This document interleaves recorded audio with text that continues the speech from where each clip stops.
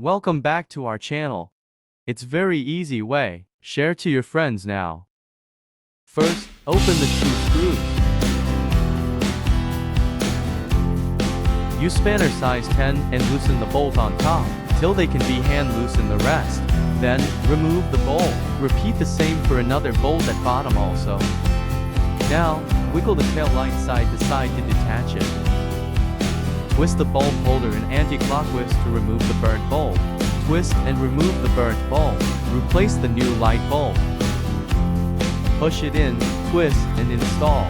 Put the bulb holder back into the tail light. Rotate clockwise to install it. Now, push the tail light back to the position just now. Make sure the holder is tight back to the position here. Same to bottom here also.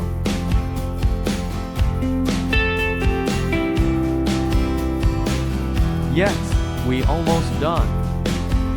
Last, we use the spanner to screw the bolts back.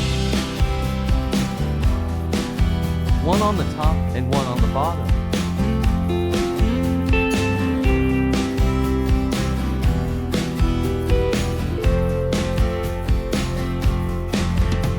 Finally, test on the brake light.